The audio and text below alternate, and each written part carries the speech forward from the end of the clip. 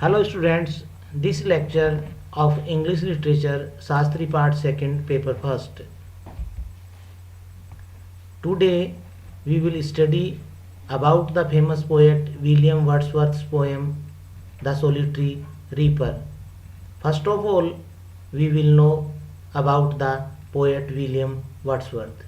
William Wordsworth was one of the founders of English Romanticism and one of its most central figures and important intellects.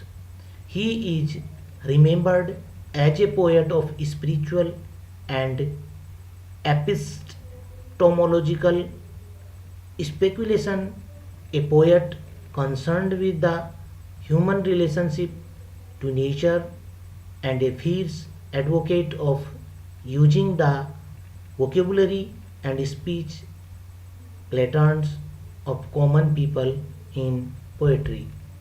The son of John and Anne Cookson Wordsworth, William Wordsworth was born on April 7, 1770 in Cockermouth, Cumberland, located in the Lake District of England, an area that would become closely associated with Wordsworth for over 2 centuries after his death. He began writing poetry as a young boy in grammar school, and before graduating from college he went on a walking tour of Europe, which deepened his love for nature and his sympathy for the common man, both major themes in his poetry. Wordsworth is best known for lyrical ballads co-written with Samuel Taylor Coleridge and the Prelude, a romantic epic poem chronicling the growth of a poet's mind. Wordsworth's deep love for the beauteous forms of the natural world was established early. The Wordsworth children seem to have lived in a sort of rural paradise along the Derwent River, which run past the terraced garden below the ample house whose tenancy John Wordsworth had obtained from his employer, the political magnate and property owner Sir James Lowther, Baronet of Lowther, late Earl of Lonsdale. William attended the grammar school near Cockermouth Church and Anne Becket's school at Penrith, the home of his maternal grandparents. The intense lifelong friendship between William Wordsworth and his sister Dorothy probably began when they, along with Mary Hutchinson, attended school at Penrith. Wordsworth's early childhood beside the Derwent and his schooling at Cockermouth are vividly recalled in various passages of the Prelude and in shorter poems such as the sonnet Address from the Spirit of Cockermouth Castle. His experiences in and around Hawkshead, where William and Richard Wordsworth began attending school in 1779, would also provide the poet with a store of image and sensory experience that he would continue to draw on throughout his poetic career, but especially during the great decade of 1798 to 1808. The childhoodly was not to continue, however. In March of 1778, and Wordsworth died while visiting a friend in London. In June 1778, Dorothy was sent to live in Halifax, Yorkshire, with her mother's cousin Elizabeth Threacold, and she lived with a succession of relatives thereafter. She did not see William again until 1787. In December of 1783, John Wordsworth, returning home from a business trip, lost his way and was forced to spend a cold night in the open. Very ill, he reached home. He died December 30. Though separated from their sisters, all the boys eventually attended school together at Hawkshead, staying in the house of Anne Tyson. In 1787, despite poor finances caused by ongoing litigation over Lord Lothar's debt to John Wordsworth's estate, Wordsworth went up to Cambridge as a Caesar in St. John's College. As he himself later noted, Wordsworth's undergraduate career was not distinguished by particular brilliance.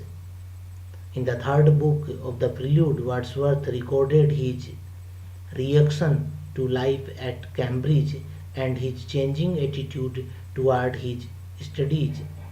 During his last summer as an undergraduate, he and his college friend Robert Jones, much influenced by William Cox's sketches of the natural, civil, and political state of Switzerland 1779, decided to make a tour of the Alps, departing from Dover on July 13, 1790.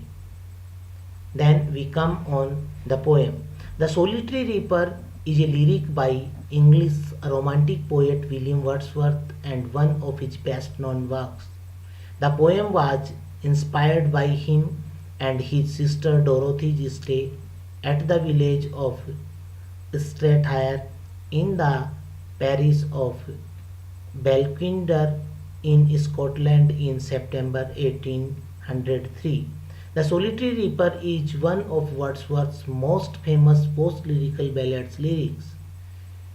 The words of the Reaper song are incomprehensible to the speaker, so his attention is free to focus on the tune, expressive beauty, and the blissful mood it creates in him.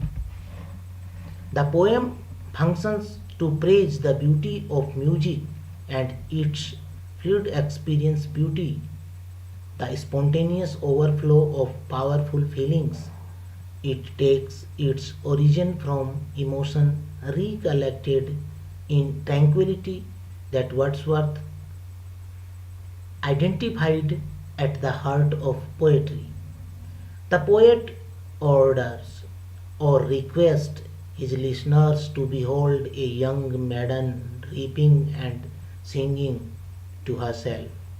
The poet says that anyone passing by should either stop or gently pass as not to disturb her. There is a controversy, however, over the importance of the reaper along with nature. It was published in poems in two volumes in 1807. Then we come on the paraphrase of the poem. Then we come on the first stanza of this poem.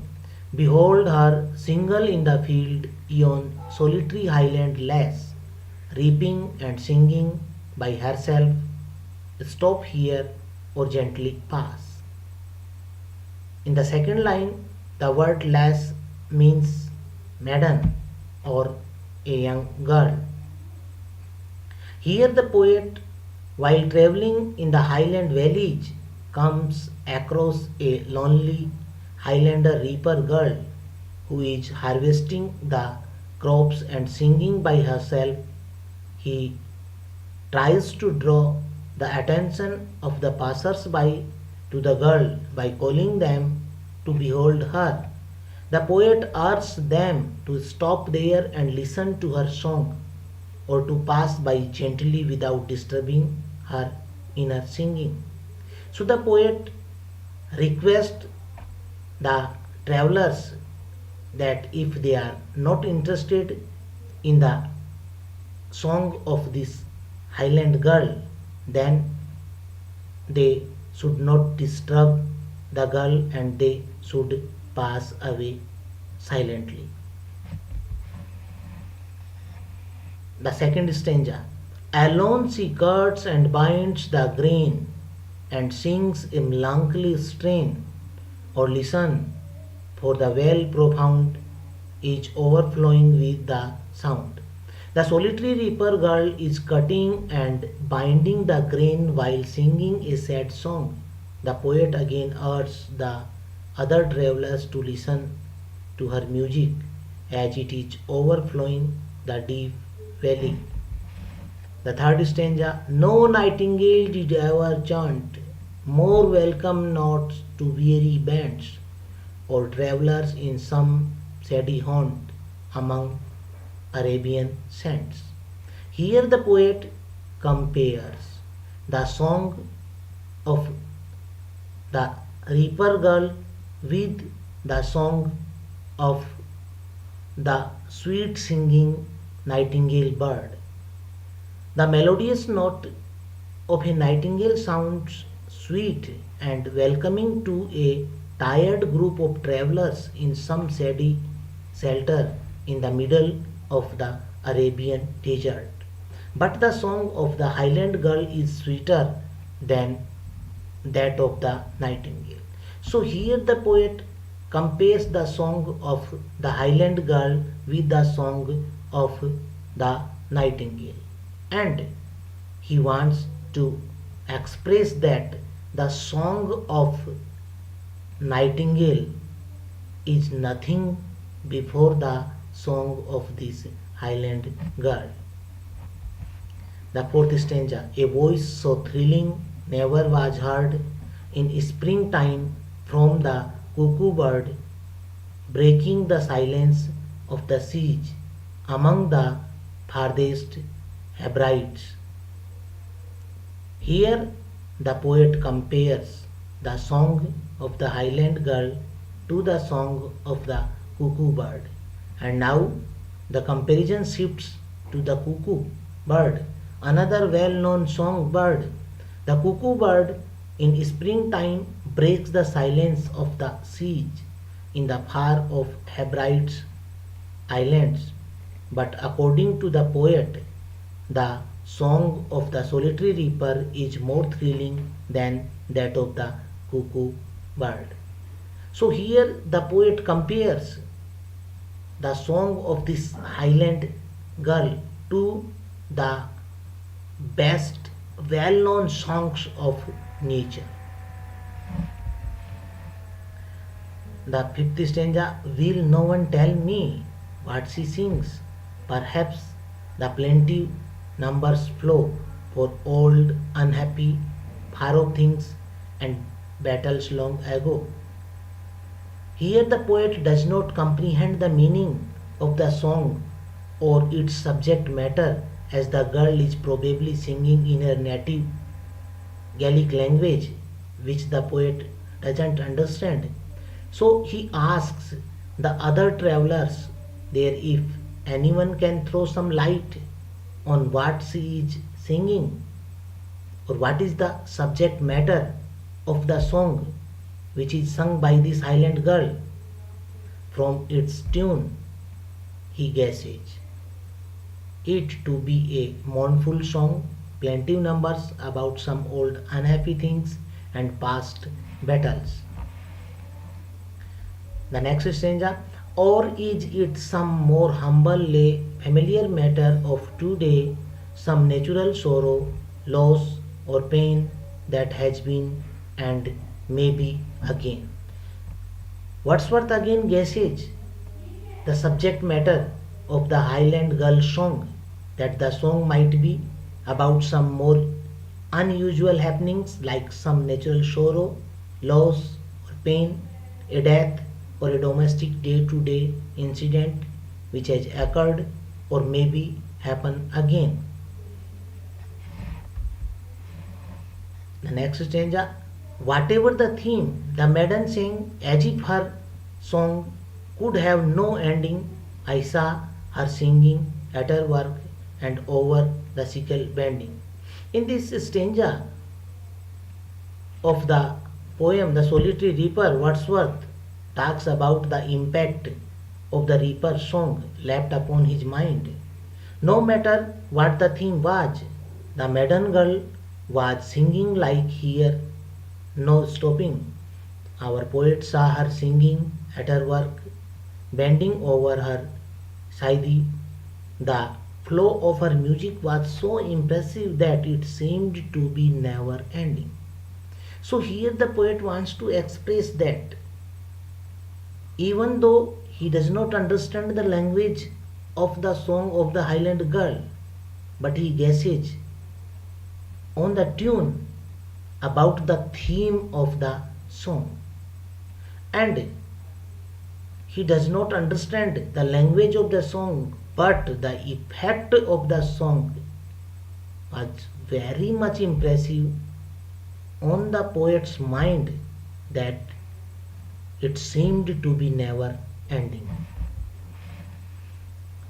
The next stanza, I listened motionless and still, and as I mounted up the hill, the music in my heart I bore long after it was heard no more.